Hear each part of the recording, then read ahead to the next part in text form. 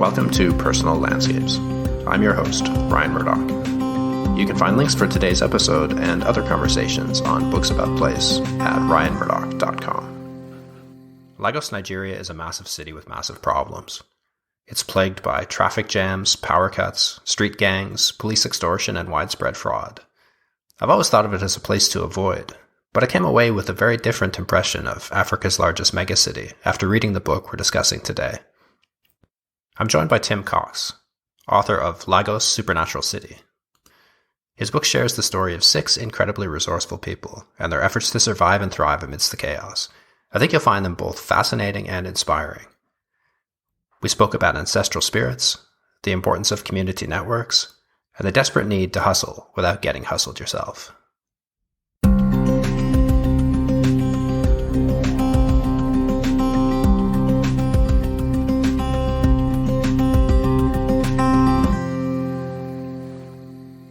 So let's set the stage for those who aren't familiar with this part of the world. Where is Lagos? Lagos is along the coast in the Gulf of Guinea. It was the former capital of Nigeria before it became so dysfunctional that they moved the capital in the 90s to Abuja. But it's still very much kind of the commercial hub of Nigeria and arguably of the region as well.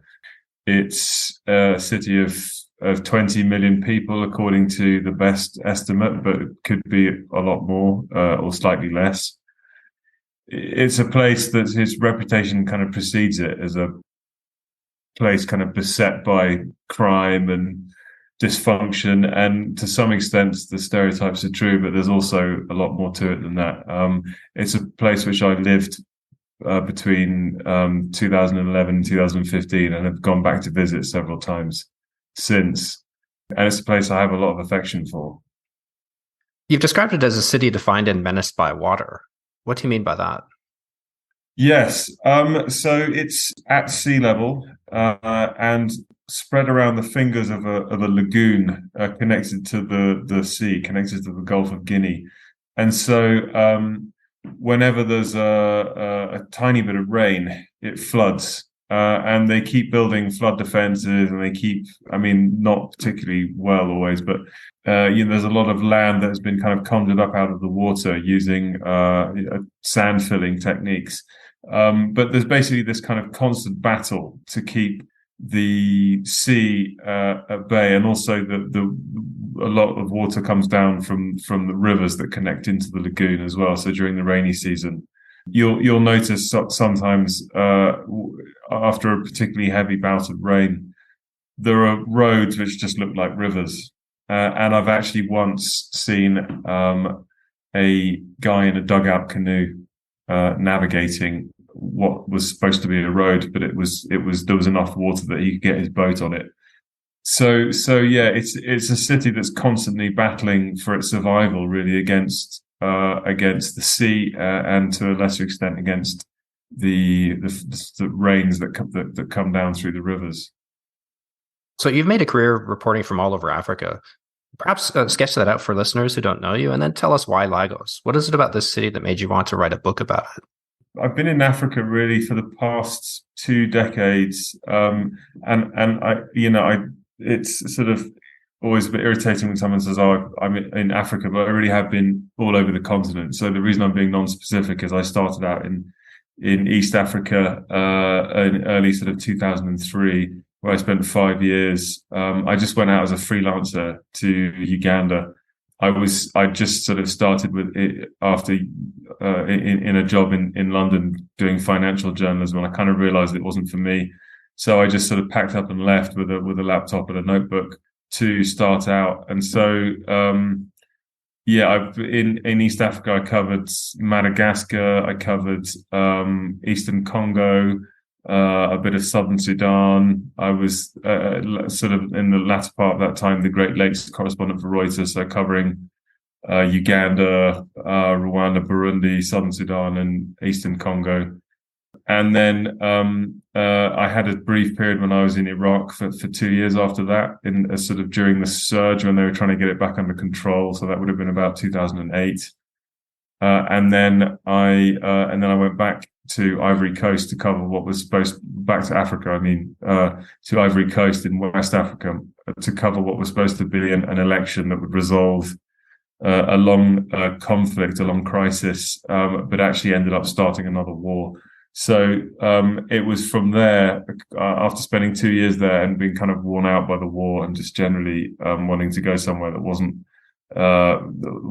in quite such a dire state, although actually Ivory Coast was still sort of quite impressively functional, considering for how long it had been in crisis. But just wanting to be somewhere where that wasn't quite so tense, and so got the job as the Nigeria bureau chief for Reuters, and then arrived, and then of course sort of the Boko Haram story, the story of the Islamist militants who kind of took over the northeast, flared up. So that kept me quite busy. But Lagos was very much the kind of the economic hub, and it was a sort of incredible sort of fountain of business stories and quirky cultural stories. And so even though the news was happening in Abuja, where the politics is, and in the northeast where this raging insurgency was, there was still plenty to do in the city. And I just, I don't know at what point I decided that it was worth chronicling as a city. I think it was. I vaguely remember being stuck in a traffic jam on the Third Mainland Bridge. This is one of the main arteries connecting the islands where a lot of people work, where a lot of the sort of commercial hub, and where a lot of people with money are, with the mainland where a lot of the workers are.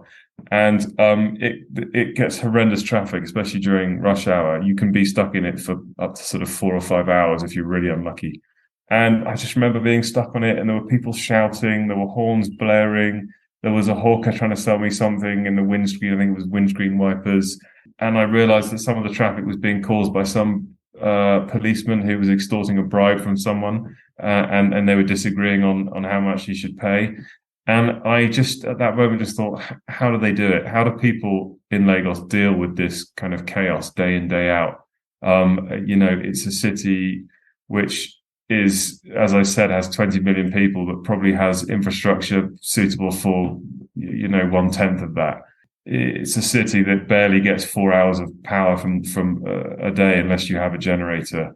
You can be stuck in traffic for hours. There's this sort of feeling that in order to survive, you have to hustle. So there's constantly, you sort of feel like people have their hands in your pocket the whole time. And I just felt like I wanted to understand how people can not only survive, but also thrive in that environment, because it is an incredibly upbeat place as well. There's this kind of charm and warmth and sense of humor about Lagos that I just couldn't get to the bottom of. Like, nobody complains, like they just kind of get on with it. And of course, there's plenty of bad temper that comes out when people are frustrated, or especially when the traffic and there's you can see people do get fed up and angry and just sort of frustrated with each other. But at the same time, it's just the default setting is to be able to cope, basically. And I wanted to better understand what it is that enables people to cope with this level of danger, this level of uncertainty, and this level of chaos, and still kind of come out of it seeming very upbeat and in many ways a lot more optimistic, a lot happier than I've seen people in the West, where there is a lot less to complain about. And it sort of took me a while to find the answer, but it really boils down to this kind of ubiquitous spirituality, and spirituality is of course a kind of vague word that can mean lots of things and refer to a whole spectrum of ways of looking at the world. But I mean it in a sort of strongly supernatural sense, the sense in which you kind of believe that things that happen to you are controlled by forces that, whether that be God or devils or traditional spirits, traditional gods, and that you can appeal to them to change your fate. And so really that's where the title Lagos Supernatural City came from. The idea that People face all kinds of challenges in this city, but one thing that enables them to face up to them, to cope, is this belief in a higher power that they can appeal to, which helps them deal with the anxiety and stress of that environment. I want to talk about some of these different forms of faith, but to go back for 1 second, you mentioned this sort of hustle or die mentality. That's one of the things that struck me most from your book, was the remarkable resourcefulness of the people. You say success depends on how big a share I can grab. So the thing is to hustle, and do your best not to be hustled yourself. And you've got a great description where you talk about the immigration official hustles you for money to let you into Lagos Airport. The street kids hustle you for money to park your car in a public space. The policeman hustles you for money because it's the weekend and he wasn't paid on time, and because he's holding a gun. You say to check your pockets, check your change, check the product you just bought, that it isn't fake or poisonous. Make sure you get paid up front, but never, if you can help it, pay up front. So tell us more about this remarkable resourcefulness that allows people to survive in what seems like a barely functional place. Yes, it's this kind of this sort of spirit of hustle. The idea that they have a saying in Lagos that people say, "This is Lagos." They don't say "Welcome to Lagos," because "Welcome to Lagos" implies that a certain degree of warmth and a certain degree of we're going to help you out here, and really it's this kind of this idea that no, actually, you get there and you're in the same kind of jungle as everyone else, and you need to compete along with everyone else, and competition is fierce, and the rules are not fair, and if you're going to survive it, you need to be hardened to it. It's an idea that's sort of it's hardly unique to that city. I think there's this idea in many big cities, right, that you need to kind of move with the pace. You need to be resilient, be resourceful, and in a kind of sort of very atomized, individualistic way. Lagos, of course, being an African city, isn't quite like that because there are family networks, there are support networks, there are communities that sort of still exist. But at the same time, it's a very unforgiving place. It's a very harsh place, and it's somewhere where you can lose your shirt very quickly. And partly the reason it's like that is because Nigeria's history has sort of set it up to, I don't want to say set it up to fail because that sounds too kind of doom laden, but certainly set it up to have a very challenging time. It was sort of cobbled together by the colonial powers, from people speaking more than 500 languages.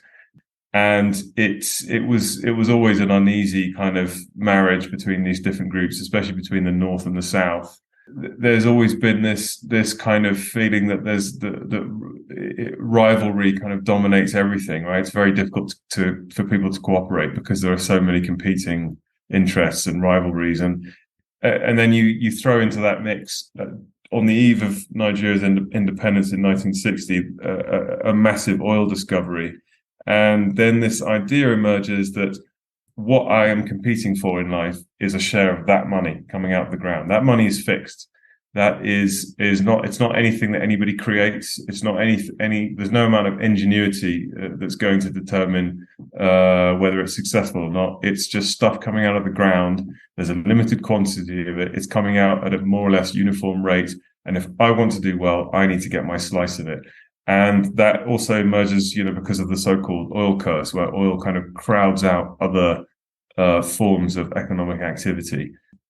And so that sort of shapes the hustle mentality, right? If you think that that there's a limited quantity of money that everyone is chasing, and really it's just about getting your hand on a slice of it, then you are more inclined to try and kind of game the system than you are to try and do anything creative, because nobody gets rewarded for doing something that's kind of innovative or that might improve things. It's the money's there, but I need to grab a piece of it. So it sets up the sort of the economics of the place as this kind of zero-sum game. And I think that sort of combination of that very complicated ethnic and national rivalry that was always uneasy during the colonial times, then independence just after they find oil, and there's this just idea that I need to that I need to stake my claim to that oil. And so, that's where a lot of the kind of this idea of fraud and the 419, it's all kind of connected. 419 being the sort of infamous, internet scams, advanced fee fraud. I try and I wanted to ask you about that. Yeah, that's a remarkably creative, remarkably creative form of hustle. Everybody in the West, I think, is familiar with that. So, what is that all about? Yes, and it's sort of slightly unfairly attached to Nigeria because they didn't invent it. I think it was originally called the Spanish prisoner scam or something, where it's been around for a while. I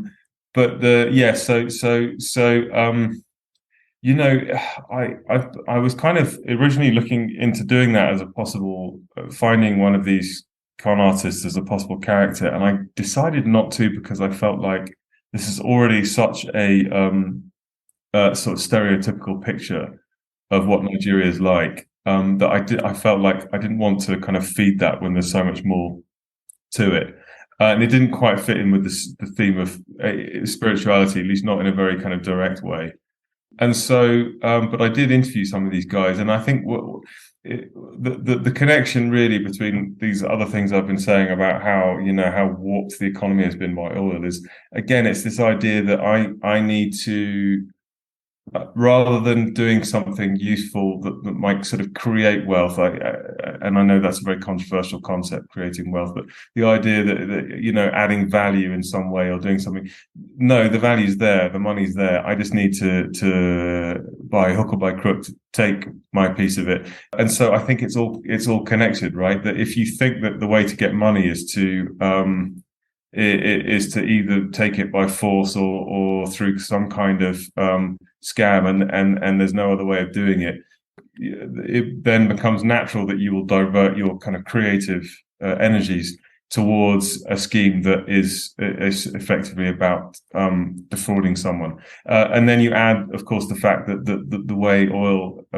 has been managed by the state oil company and by the Nigerian politicians for so long is itself so totally kleptocratic and nakedly fraudulent. And if you think of the way that the Western banks have kind of colluded in that fraud, it just sort of, it seems to the average Nigerian in the street, well, they're all doing it and they're making a fine living out of it, so why shouldn't I? And so I see these things as all kind of linked up, but I decided not to go too much into that in the book, just simply because it's just what everyone already thinks about Nigeria. So you can confirm then on the record that there isn't anyone at the UN waiting to send me a large amount of money. Like, I should just let that dream go. Yeah, I would. I would probably just delete that email. Okay. I have to say, mention one more scam that you talked about, in part because I got in a lot of trouble in high school and I kind of admire the resourcefulness. As much as I would never do something like this now, the resourcefulness is pretty friggin' impressive. Like, you talked about a scam where they break into someone's home when that person's not on vacation, copy their title deeds, create a forgery, and then pose as an estate agent and sell that house to 3 or 4 people. That's right. That's absolutely amazing.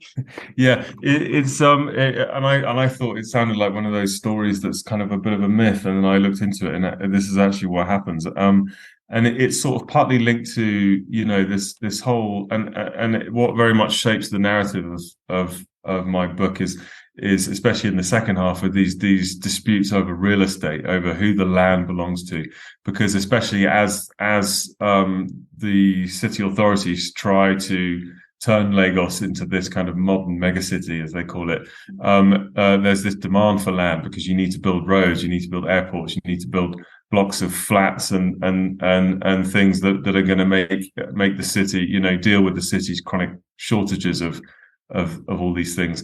And so land becomes very valuable. And one of the first problems that, say, a foreign investor has when they're looking at Lagos is trying to figure out who actually owns what, because often you'll set up a project somewhere and 4 people will come and say, no, well, I've got title deeds to this. And actually trying to figure out who has the correct ones is not a straightforward thing at all. that scam was a kind of very colourful way of bringing out this notion of the ownership of land and of the properties that are being built on this land as often being contested because of all the kind of fraud and double dealing that's been happening over the years. And so, yes, there is literally a scam in which you go away on holiday, someone breaks into your house, changes the locks, either finds your title deeds and photocopies them, but to the standard of a master forger, I should add, or creates fake title deeds and then sells them to multiple people. You come back from holiday and there are sort of 4 or 5 different people with keys to your house or with title deeds claiming that they bought it, which is why one of the most striking things you see in Lagos is buildings which say beware 419. 419 being the sort of Nigerian it's the number of the Nigerian penal code for this kind of fraud, right? If you get into trouble for it, that's why they call it that. Beware 419. It says this building is not for sale because they want to stop people from doing this to these buildings either while they're away or if they're an absentee landlord. Well, speaking of property, you tell a story in the book about a prince of the royal house of Olumegbon, and it's tied up in this whole issue of property ownership and development. So what's the role of those traditional power structures in Lagos today? Again, it's another thing which has been kind of contested over the years. But when the British first started, when they first kind of took control of Lagos in the mid 1800s, there were these existing sort of aristocratic power structures centered around two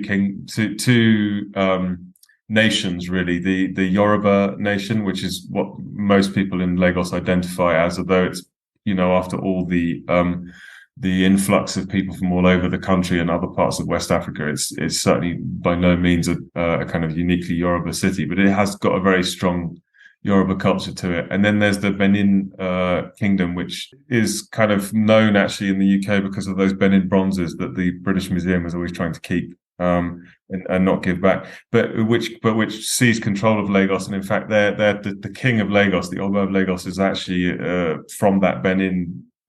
He's not necessarily. He might be Yoruba, but it's different people at different times. It's not a sort of straightforward lineage, but culturally, it's very much part of that Benin traditional empire. Anyway, when the British authorities started to take control of Lagos and other parts of what then became Nigeria, they wanted to do it in the cheapest, easiest way possible, and that is always to cooperate with the local elites, right, and have them on your side, but also make it clear that if they're not on your side, they get crushed in quite a brutal fashion, and they get sort of protection from your empire in exchange for ultimately being deferring to it. And so the British kind of basically left in place this structure which said this Oba owns that stretch, this Oba owns that stretch. And so when Nigeria got its independence, that structure kind of persisted, sometimes formally, sometimes informally. There was efforts by the central government to kind of remove these privileges and say the government owns all the land, but in reality, it never really worked out that way. And so for most of these places, it didn't really matter because we're talking about an area of swampland around the city, right? Now, as the city expands frenetically, a lot of this swampland becomes very valuable. And the Royal House of Olumegbon is one of these. He has a claim to a stretch of the Lekki Peninsula, which is this part of eastern Lagos running between the lagoon and the sea, which is where the next hot new developments are happening. And it was used for sort of swamp and mangroves before, and now it's where everyone wants to live, and it's suddenly very valuable. And so he has a dispute with a rival chief who's actually in that area, who's not an absentee, who's actually from that area and has backing of the local population. And they each have a claim that their sort of deities are there, and so therefore it's their land. They try to resolve in court, it never quite gets resolved, and so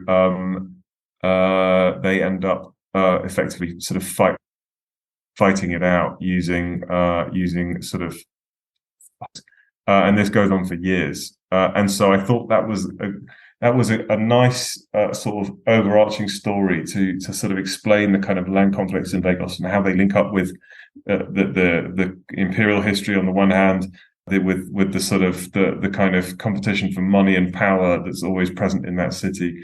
On the other hand, and then also the sort of spirituality, because a lot of these claims to land are based on these traditional notions that our family's spirit, deities, gods are there, and therefore that's what entitles us to this land.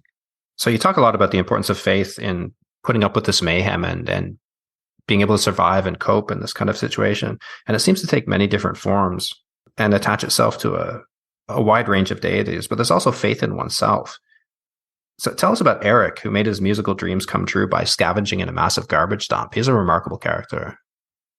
He is, and I sort of I'm sort of quite open in the book that I didn't actually discover him. He was discovered by the BBC when they did a documentary on Lagos that the authorities absolutely hated, called Welcome to Lagos. And I probably shouldn't be giving too much of a spoiler, but basically the documentary kind of launched his singing career, right? So he was on a rubbish dump for kind of 10 years and dreaming of being a singer, but it was this kind of impossible dream that you're scavenging. If you're scavenging rubbish from a dump looking for recycling, you can make some okay money, but it's not going to be, it's going to be enough to feed you and pay your rent. It's not going to be enough for you to sort of spend too much on recording studios.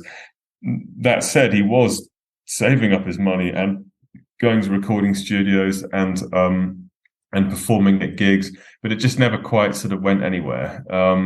And then he sort of featured in as one of the characters in this BBC documentary back in 2000. And I forget the date. I think it's 2010, 2009, 2010. And then it sort of shifted his chances a bit just by the sheer chance of him being in the right place at the right time. And I thought the story was nice because it sort of brings out the precariousness of Lagos, that if he hadn't have been on that, if he hadn't showed up to work on that rubbish tip on that particular day to scavenge for scrap and for plastics, he may not have ever been noticed, and he may still be there. So this ties in with spirituality, of course, because one of the reasons why people have faith in supernatural beings, in these kind of forces that they can appeal to, whether through prayer or through making sacrifices or anything else, is because of uncertainty. And the more uncertainty there is in your life, the more likely you are to want to appeal to these forces. And his choice of, he tries everything. He goes to he's a Christian sort of, but he also has traditional spirits as well. And he because he's not Yoruba himself, but he's actually Edo, which is from the Benin Kingdom originally. But he goes to these witch doctors every now and then to try and, and it's a lot of money. These guys don't come cheap. To try and sort of shift the balance in his favor, because it just seems so hopeless and impossible, this dream. And so, yes, I thought he was a nice example of why people need that kind of faith to be able to cope with the uncertainties of life, because your chances, if you're relying on yourself and pure luck, just seems so stacked against you. So you mentioned that he was a member of the Scavengers Association of Nigeria. What are these informal associations? The National Union of Transport Workers was another, but rather than drive buses, they take unofficial tolls from bus drivers. Yes, and this ties in with the this sort of idea that everyone's on the take, everyone has to hustle, and that again, there's a sort of fixed quantity of money out there, and I need to grab my share of it, rather than do something that will expand the money or the wealth. And so a lot of these associations are effectively they call themselves unions, but really it's a bit of a misnomer. They're kind of effectively an extortion racket with a sort of kingpin at the top who takes the most, and then everyone else down the chain taking them. And that's the thing about Lagos that's quite striking, is it looks chaotic. It looks like a bunch of people in the streets just trying to to do what they can, get by however they can, and operating, by themselves. But there's often in the background a sort of bigger person, because if you want to, for instance, sell your wares on the streets, right? That stretch of street is controlled by somebody, and they're going to want their cut, and then that person will have to give their cut up the chain, and so if it just sort of it kind of brings home how this kind of the dysfunction of Lagos forces people to operate in that way, but also they're operating in that way then makes it more dysfunctional, because it's bad enough trying to get public transport with the traffic, anyway. But if the buses are being extorted by gangs, that makes the tickets more expensive. It slows things down, and so it just kind of creates this sort of self-reinforcing cycle of difficulties. Yeah, I suppose it kind of shows that when something can look very disorganized, very spontaneous, very chaotic, but there can often be a sort of structure of hidden forces, hidden power that drive it, and there's maybe an analogy between that and the sort of supernatural, right? That what appears to be the case isn't always the case, and that if you want to get something done, you've got to appeal to forces that are not immediately present when you're trying to do it. What are area boys, and what role do they play in all that? So the area boys are one of these many sort of informal groups of. They're kind of like gangs, but they're almost a bit. I wouldn't say they're especially violent. Of course, they can be, but they control the streets, and if you want to do anything in those streets, you have to pay them. So if you want to park your car in a parking space, they will take money for you to park it, and you just you really can't. You can try and argue about it, but you may find that your car isn't there when you get back. They've become a kind of collective word for all these kind of informal networks of effectively kind of disaffected youths who are useful as a resource if you want to achieve something as a sort of more powerful person. So the example of the two traditional chiefs fighting over real estate, because they try to resolve it in the courts, and they either they don't agree on the court, or it's not really conclusive what the ruling says, and so they resort to street gangs to fight things out for them. And so you go to these area boys and you say, well, look, here, I'm giving you this amount of money or a plot of land or whatever, but you need to swear loyalty to me and to fight for me in my rivalry with this other chief. And it's not just traditional kind of landowning aristocrats who do it, it's also politicians. So around election time, area boys and the gangs, the unions that control the bus stations, and a lot of these kind of restless youths are effectively paid to intimidate political opponents, sometimes to maim or kill. They're not usually armed with particularly fierce weapons, but they do sometimes have homemade rifles, and they almost always have knives. And so they are kind of hired to defend political territory, to guard a ballot box that's being stuffed, or to intimidate people so that in a place where your rival is popular, so that they don't come out and vote. And so it's this sort of idea that the kind of mass of kind of frustrated, disaffected youth that have been left out of this kind of heavily globalized, highly dysfunctional oil producing economy are a kind of resource for the big men, for the powerful people, because they can use that frustration and that anger to divert it towards a target of their choice.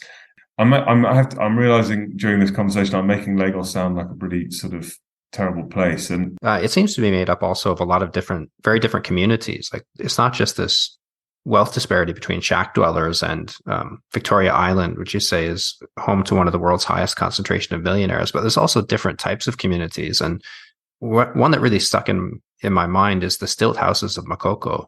perhaps because of your descriptions of the morning light on the water, and the slow pace of life there. So tell us about that as a bit of a counterweight. This seems like a really difficult but almost pleasant place.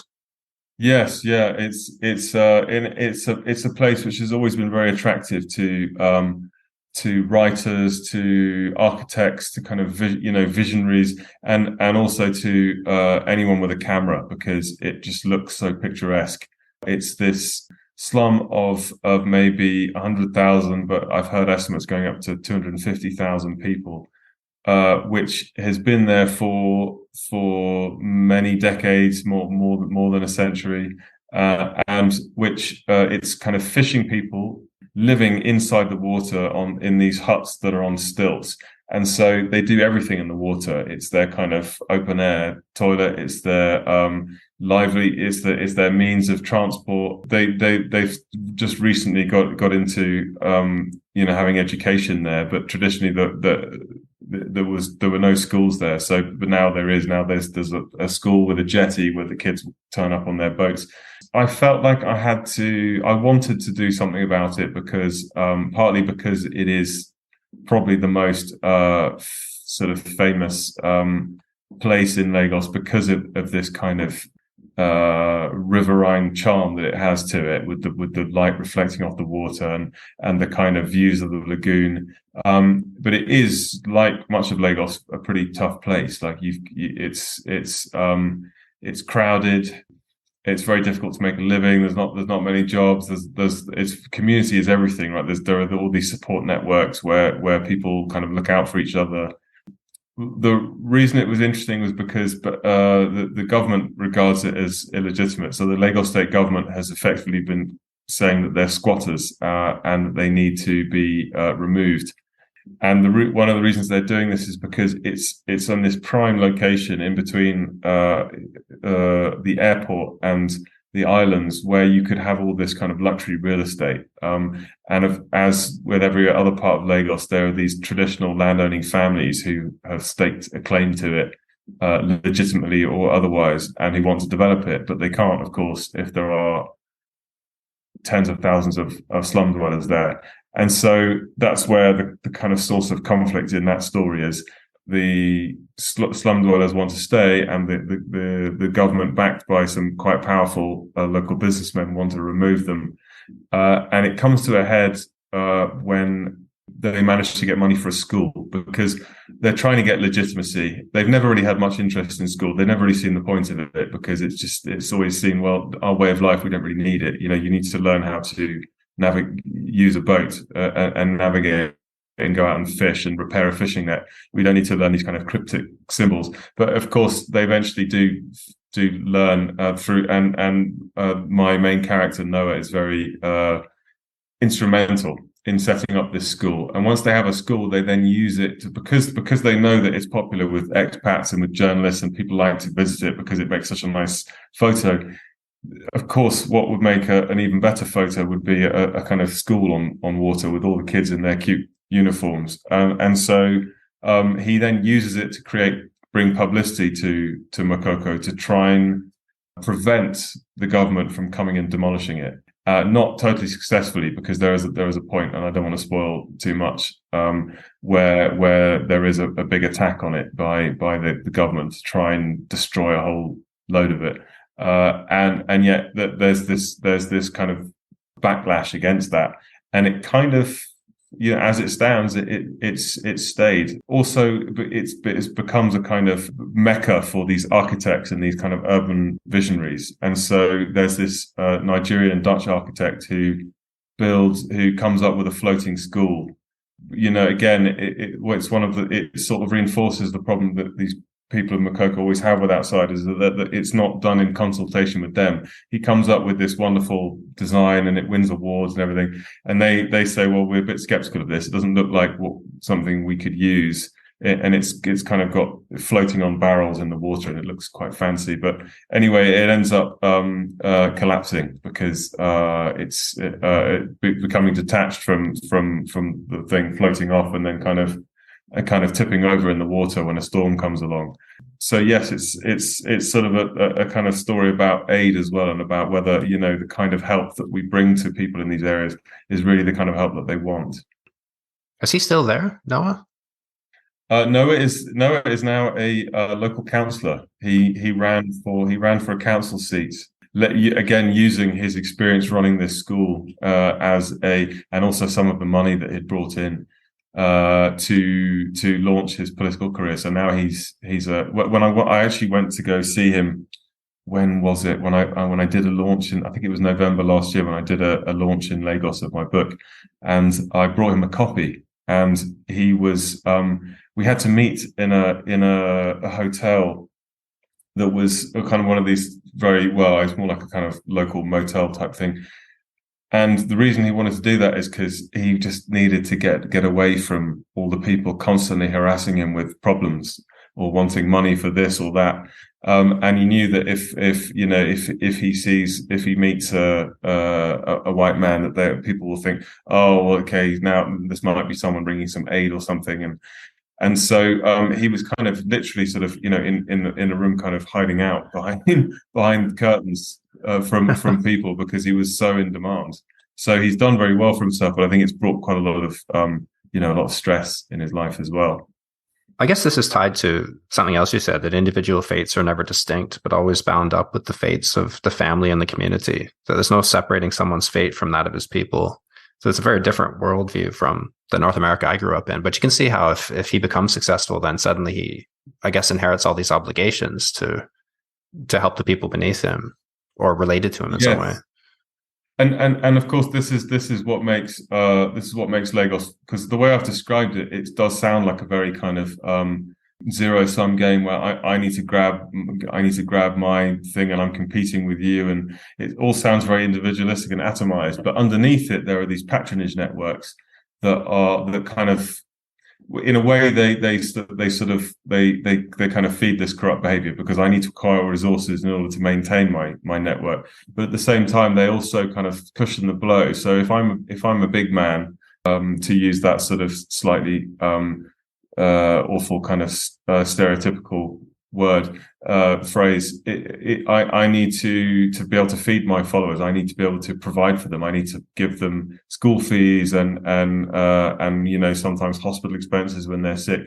And so a lot of the purpose of acquiring resources and competing in this very hectic environment is so that I can share it, because power is nothing without that ability to share the wealth you have. And I think when the elites moved to Abuja and kind of locked themselves in their massive houses from Lagos, people felt this was a betrayal of the sort of African spirit of if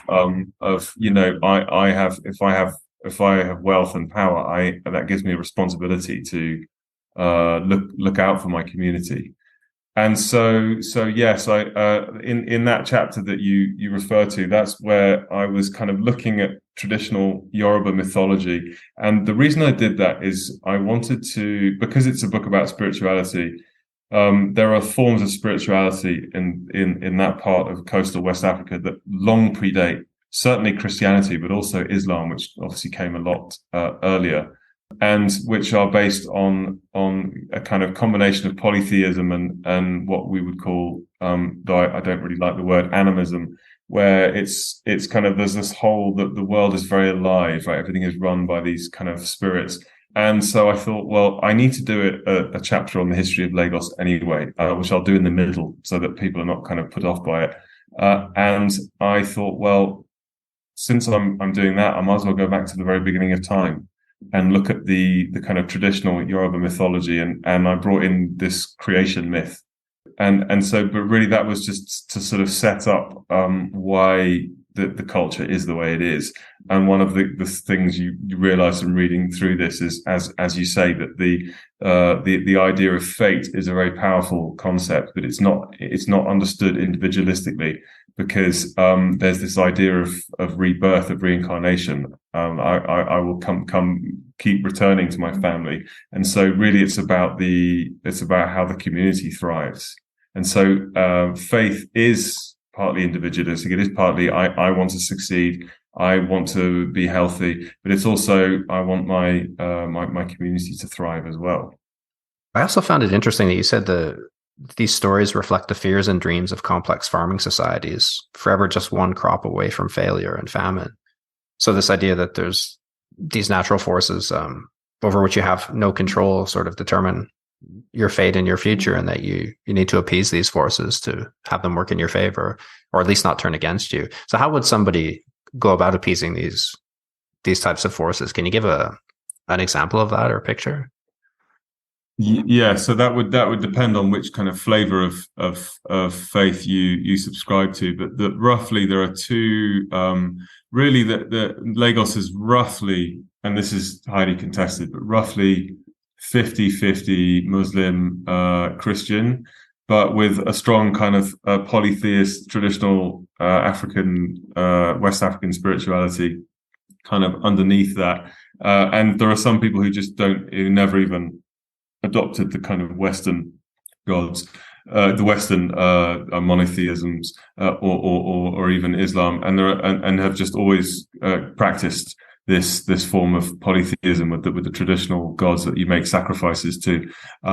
They are in the minority, but even the ones whose families or who have themselves converted to either Islam or Christianity, often they'll hedge their bets. Right, so you'll go pray in the church or in the mosque, and then you'll also make a sacrifice to Oshun or to Shango, the god of thunder, to try and tip things in your favor. So there's this kind of Pascal's wager that happens where it's like, well, what if I'm, okay, I've embraced Jesus Christ and monotheism, and I'm praying in the church, but what if this other thing is true, and either instead of or as well as my Christian faith, and so I'm going to do that as well. And so an example would be, one of the characters in the book, Shegun, when he wants to get a job driving a city bus, which is one of the buses that is supposedly off limits by these kind of thieving gangs that come and extort money. And he goes to church, but he also goes and makes a sacrifice to, I think it's Shango, the god of thunder and lightning, who interestingly has a kind of double-headed axe that reminds me of Thor's hammer, because when there's lightning, the idea is that the lightning kind of shoots off this piece of metal, which I always found that cultural parallel obviously must be completely coincidental, but very striking. So what would that look like if you want to go and appease one of these gods? Do you find sort of a traditional priest or like a shaman, for lack of a better word? Yes. I think a shaman would be a good word for it. They call them a babulao in Yoruba, which is like a witch doctor or medicine man. And I did go to one of the. Well, I went to see quite a few of them as part of research and reporting for the book. But for instance, there was Dr. Usman Moody, who Eric uses to try and tip his chances of becoming a successful musician a bit more in his favor. And the guy, you go in, and it's actually inside a kind of fairly rundown building, very modern setting. It's not in a kind of mud hut in the village. But the inside of the room is very much like you can tell as soon as you get there that this is a spiritualist. He's got these wooden carvings of gods. It's got all kinds of fetishes and things, like there was like a sort of bat or something hanging off the roof, and there's things with cowrie shells on them, and there's calabashes, there's traditional things that hold water, and vases, and you can sort of and then one of the most striking things about it is because they sacrifice animals in these places, there's this kind of smell like a sort of very unwashed butcher's shop, because the blood has kind of been spilt and then it's sort of dried up and gone crusty and black, and obviously in the kind of tropical heat of Lagos, that it starts to sort of it does kind of have quite a smell to it. And so that's the kind of place where you would go if you want to do this kind of thing. And again, as I said, it's certainly not everyone who does it, and I'm not even sure if you could ever get reliable statistics on how many Lagosians visit these kinds of places. But I guess the point is that just because you go to the church or the mosque doesn't mean that you don't go to these places, because even this guy, Dr. Usman Moody, who was telling me about some of his clients, one of them was a church pastor who presumably in his sermons thunders against the sort of traditional spirits as being evil and unchristian and being the forces of the devil, but in private had some kind of real estate dispute with someone else and was going to this guy to try and I don't think necessarily poison him, but certainly do something harmful to him. That's interesting. So it's almost like different gods govern different things or different aspects of life. Yes, very much like the Norse gods that are kind of the heritage of northwestern Europe and Britain, and or the Greek gods that they're sort of associated with often with natural forces whose operation can majorly affect your fate, especially as you were saying, these complex farming societies that I mentioned in that chapter on Yoruba mythology. That they if natural forces go against them, that could mean that the whole village starves. And so you take that anxiety about the future and about predicting the future and protecting yourself against its worst kind of excesses, and you transplant that to a sort of very unforgiving, rough urban environment like Lagos, where you're not necessarily going to starve if things don't go in your favor, but you might be in for quite a rough time. And you can see how it fits like a glove, because again, you've got a situation where the outcomes that you need to live your life and to do well are determined by so many factors that are beyond your control. And the natural human instinct is to want to appease them in some way and to appeal to reality effectively, to be kinder to you, to be gentler to you. And that's where I sort of saw that very powerful supernatural faith that grew up in these subsistence farming societies at work in this city of 20 million people. I also found it interesting how these traditional beliefs and structures act as a form of social control in the absence of any sort of functional government. So the Zangbeto were a really interesting example of that. Yes, and Makoko is particularly that's the sort of river, the kind of lagoon sides settlement that we were just discussing. It is particularly outside the orbit of the authorities. The police don't even really bother going there. Not that if the police do go, that necessarily is a good thing anyway, because you hear about people calling the cops because of a robbery, and then it costs them more just to get rid of them. And so but very Makoko has always been this kind of, because the government doesn't recognize it as legitimate, it's completely outside the orbit of administrative and bureaucratic control. And so if you want to keep law and order, you've got to do it yourself. And so they have these they call them Zangbetu, and this is something from the voodoo religion, which the people from Makoko brought from neighboring Benin Republic being the capital of voodoo. And they're effectively masquerades, which is what a lot of these traditional West African religions use to express their beliefs in the form of ritual, where someone puts on a mask and effectively takes the form of the spirit or of the ancestral person or whoever it is that they're appealing to, or that they're trying to keep happy. The difference with the voodoo ones is that they're made out of straw, so it kind of looks like a guy in a haystack with a sort of blank sheet where the face should be. I mean, it really is the stuff of kind of 1970s horror films. The idea is that these guys, that everyone knows who they are, because it's certain elders who play these characters when they come out. But they put the haystack on, and and the idea is that the body disappears and is replaced by a spirit for the duration of the ritual. And the way they keep law and order is they come out at night when someone has been accused of some kind of crime, and they come out and they effectively act like judges, and they hear the case for and against this person, and then they kind of make a judgment on it.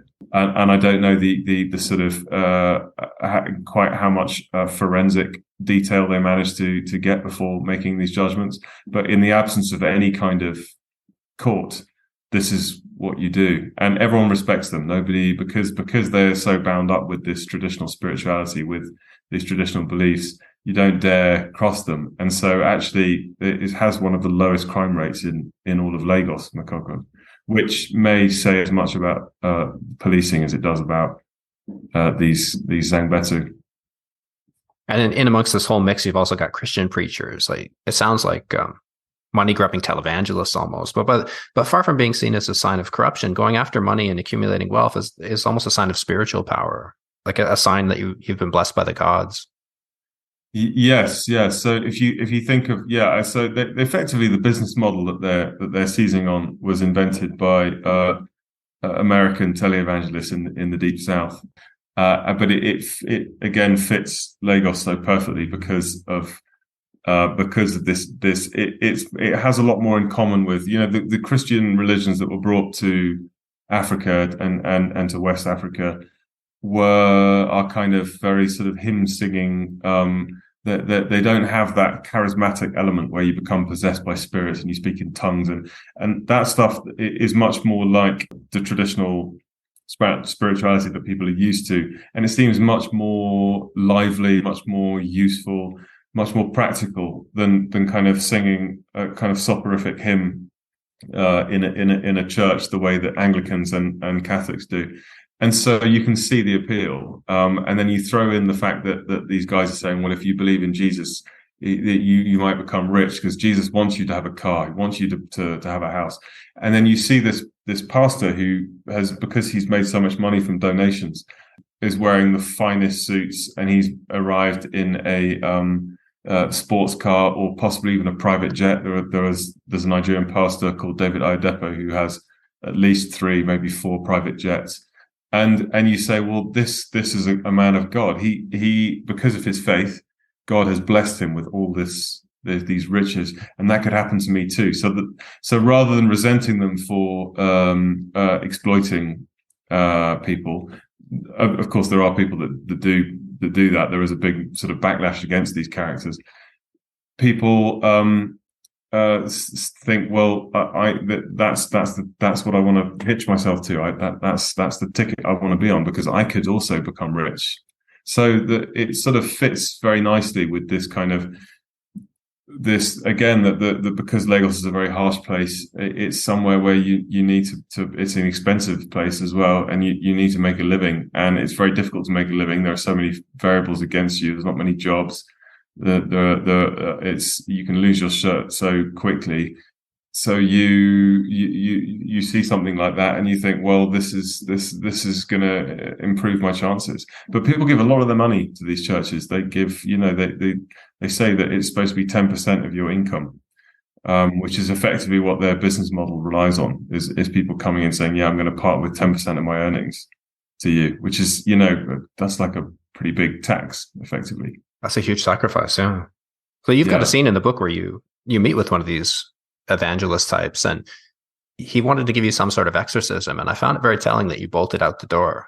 Like you're hiding something from the rest of us, Tim. It was a combination of, and I felt like I had to be honest about this, that I wasn't comfortable with it from the beginning, and I sort of thought, well, it'll be a sort of, I was kind of a bit blasé about it. I thought, well, it'll be kind of interesting, but then when you realize that you're going to be the person on TV being exercised, and I just, and at the same time, I also had an appointment on the other side of, which I didn't put in the book because it kind of spoils it, but which I had to get to, and I was feeling the sort of time pressure, and I thought, I don't know how long this is going to go on for, and I did honestly wonder whether there was some technique he uses whereby I'll start collapsing and then I won't remember things, and I'll be cleansed, and I might start, I doubted that I would ever start believing in that particular brand of Christianity myself, because it's just so far from anything that I would consider backed up by sound philosophy, or and it's a sort of spiritual message that's very contrary to anything I would go for. But at the same time, I just wasn't sure. So yes, I kind of thought, right, I can't do this. I need to get out of here, because also there was so much noise, there was shouting, and I came out and I thought, well, I've kind of spoiled it now. And then I thought, no, I haven't. I just need to be honest. I just need to write in this chapter that I was going to do this exorcism, and then I backed away from it. And partly out of just being a bit scared, a bit freaked out by it. I should add actually that I don't feature very much in this book, right? So most of the book is about these characters, and I don't come into it at all, except at the very end, where you can see me interacting with them a bit, so you can see that effectively that I'm not just making it up, that I'm kind of that I did my groundwork, my reporting. But really, you could have almost I felt like I could almost have lost those chapters with me and not lost too much. But I just felt like it was important to me that people know that I actually spent a lot of time with these people. Yeah, I thought it was effective. It gives a sense of you interacting with the people, puts sort of a different face on them as well. Yeah, that was and again, I did initially sort of toy with it being my kind of journey through the city as this kind of flaneur, but I thought my life is relatively comfortable in Lagos compared to some other people's. I'm not on the extremes. I'm a journalist, and that's always a sort of quite a profession that people find interesting. But I didn't feel that it, and also as an outsider, it just seemed a bit rude. Actually, it seemed like this is not this is my adopted city, but it's not my city, and so it really needs to be told through the eyes of these 6 characters. And with me coming in just a little bit around the periphery, just so you can see where my voice is coming from, I guess. Yeah, there's so many incredible inspiring stories in this book. Like, you've peeled back the curtain of a place that I had no desire to go. Like, when I think about trips to Africa, I was always drawn to desert places. And looking at that corner of the map, I thought, oh, avoid Lagos. That's kind of a dangerous shithole. And I came away from your book with an entirely different impression of what seems like a very interesting place. So thank you for that. And thank you for taking the time to tell us about it today. Thank you. Thank you very much for having me on your show as well. Thanks for listening to this episode of Personal Landscapes. If you like the podcast, please give it a rating on iTunes and subscribe through your favorite app. You can find links to today's podcast and more conversations on Books About Place at ryanmurdoch.com. You'll also find a donate button if you'd like to contribute to the costs of the show. All donations are greatly appreciated.